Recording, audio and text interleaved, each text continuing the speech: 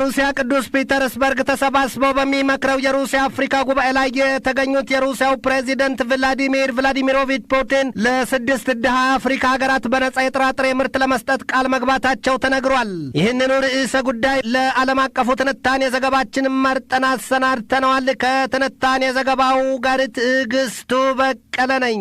ዛሬ 520ኛ ቀኑን በያዘው የሩሲያና የዩክሬን ጦርነት በእያንዳንዱ ቀን አዳዲስ ዜና መሰማቱ ይታወቃል።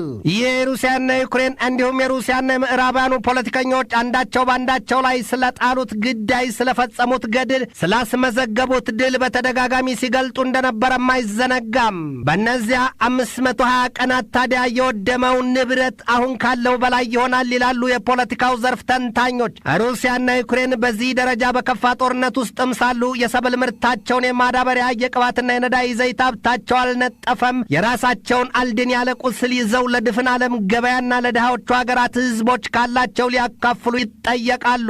ሰሞኑን ሩሲያ በጥቁር ባህር ዋናው የጥራጥሬ ቢሉ የማዳበሪያ ወዲያም የምግብ ዘይት ምርት መጫኛ ወደብ መዝጋቷንና መከልከሏን ተከትሎ ሩሲያ ሙሉ በሙሉ የዩክሬንን ምርት እኔ ሸፍናለሁ ማለቷ ይታወሳል። ያንን ተከትሎም ሩሲያ ከ49 በላይ የአፍሪካ ሀገራት መሪዎችና ፖለቲከኞች በማጀቷ ጠርታ ለሁለት ቀናት ትናንትና ስትመክር ዛሬንም ልትደግም በሂደት ላይ መሆኗ ይታወቃል። የሩሲያው ፕሬዚደንት ቭላዲሚር ፑቲን አሉ በትናንትናው የአፍሪካ መሪዎች ጋር ባደረጉት ስብሰባቸው እንዲህ ነው ያሏቸው። አይዟችሁ ከኛ ከግብዞቹ ምዕራባውያኑ የውሸት ማማለያ ቃላት በተቃራኒው እኔ በነጻ የሀገሬ ማሳ ያፈራውን የጥራጥሬ ምርት ትሰጣችኋለሁ ሲሉ የወዲህ ማዶን የአፍሪካን ፖለቲከኞች በደስታ ማስፈንጠዛቸው ተገልጧል። በፑቲን መግለጫ መሰረት ታዲያ ሞስኮው ለአፍሪካውያኑ የጥራጥሬና የማዳበሪያ ስጦታን የሚሰጣቸው። እዚህ ላይ ግን እውን የአፍሪካ መሪዎች በተለይም ብዙዎቹ በምን ምክንያት አጣን ብለው ያስቡ ይሆን የሚል ጥያቄ ያስነሳል።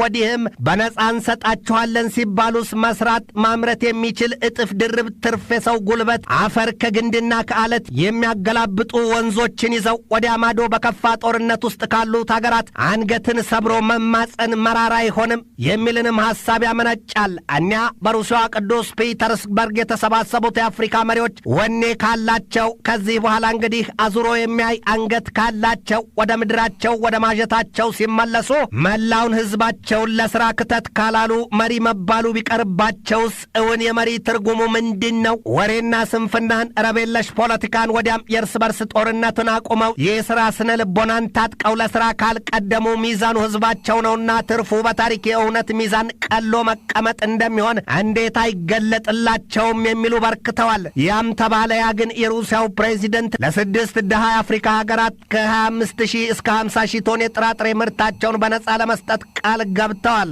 በዚያም የተነሳ የሩሲያ የነጻ እርዳታ የሚያገኙት ቡርኪና ፋሶ፣ ዚምባብዌ፣ ማሊ፣ ሶማሊያ፣ ማዕከላዊ አፍሪካ ሪፐብሊክና ኤርትራ መሆናቸውን ፑቲን አስታውቀዋል።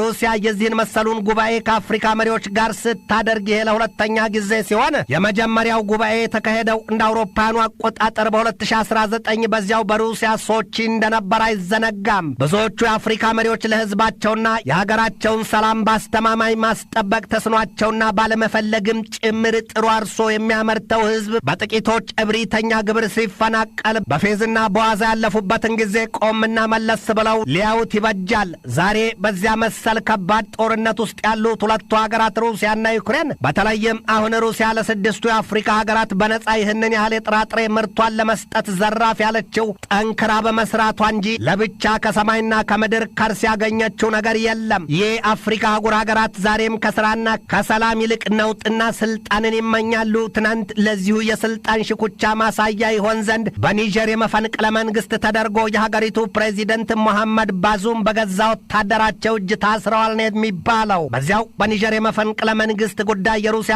አፍሪካ መሪዎች አጀንዳ አድርገው እንደተወያዩበት የክሬምሊኑ ቃል አቀባይ ዲሚትሪ ፔስኮቭ አስታውቀዋል። ሩሲያ በዩክሬን ጦርነት ከጀመረችበት የአውሮፓውያኑ 2022 የካቲት ወር ጀምሮ ከአፍሪካ አህጉር ሀገራት ጋር የዲፕሎማሲ ግንኙነቷን ለማጠናከር መወሰኗ ይነገራል።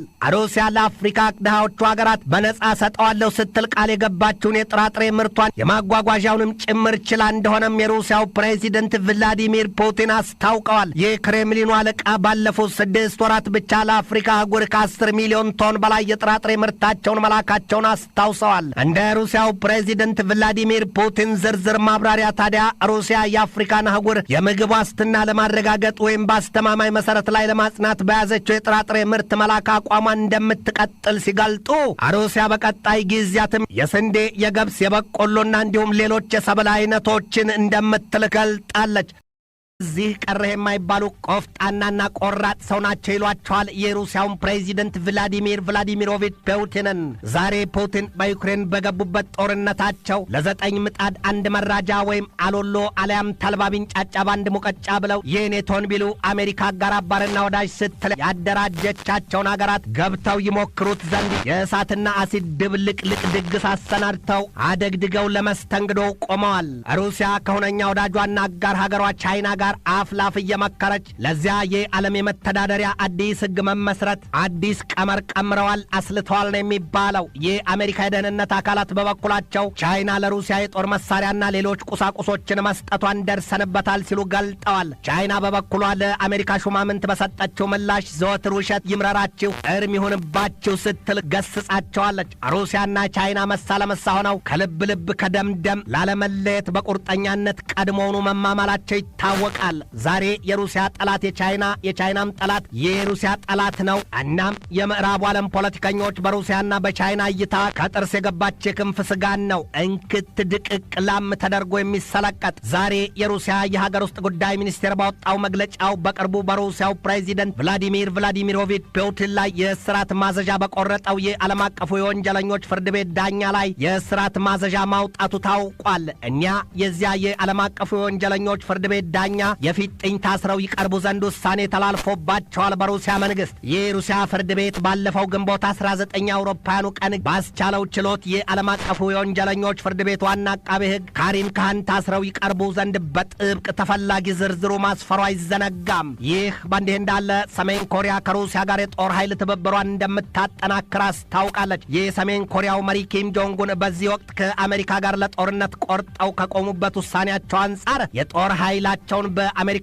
በኔቶ ከተገፋቿ የጥንተ ጥንቱ ወዳጇ ሀገር ሩሲያ ጋር መሳ ለመሳ አድርገው ለማቆም ቁርጥ ውሳኔያቸውን አስታውቀዋል። የሩሲያን መንግስት ወክለው በዚያ በሰሜን ኮሪያ የኮሪያ ልሳነ ምድር ጦርነት የ70ኛው ዓመት የድል በዓል ላይ የተገኙት የሩሲያው የመከላከያ ሚኒስትር ሰርጌይ ሾይጉ በፕሬዚደንታቸው ቭላዲሚሮቪች ፑቲን ስም ሰጥለጥ ብለው ምስጋና አቅርበዋል። ሰሜን ኮሪያን በሩሲያ እንድትመሰገን ያደረጋት ደግሞ ለሩሲያ ያላት ሁለንተናዊ ቀናይነት መሆኑ ተገልጧል። በሌላም ዜና ከአሜሪካ መንግስት በአጋርነት የቆመችዋና ካንቺ በፊት እኔን ያርገኝ በአውስትራሊያ ከአሜሪካ የባህር ሰርጓጅ የጦር መርከቦችን ለማግኘት መቃረቧን አስታውቃለች። በአውኩስ ጥምረት አባል ሀገሯ አውስትራሊያ ዛሬ ላይ ከአሜሪካ የሙጥኝ ማለቷ በዚያ የኢንዶ ፓሲፊክ ቀጠና ከተሰበቀባት የቻይናና የሩሲያ ጦር አንጻር ጉዳዩ አገባሻለሁ ያለ ሁሉ ለአገባሽ ከመሆኑ ውጪ አስፈላጊዋ ስለመሆኑ ብዙዎቹ ይስማሙበታል። ትንታኔ ዘገባውን ስናዘጋጅ በዋቢነት ዘሂልን፣ ሪውተርስን፣ ዋሽንግተን ፖስትን፣ ወርልድ ኒውስን፣ ኢየሩሳሌም ፖስትን፣ አኒ ኒውስን፣ ሲኤንኤንን፣ ዘ ቴሌግራፍ ኦንላይንን፣ ዋሽንግተን ታይምስን፣ ዘ ሄራልድ ካውንዝን፣ ቶሮንቶ ስታርንና ኒውስ ማክስን ተጠቅመናል።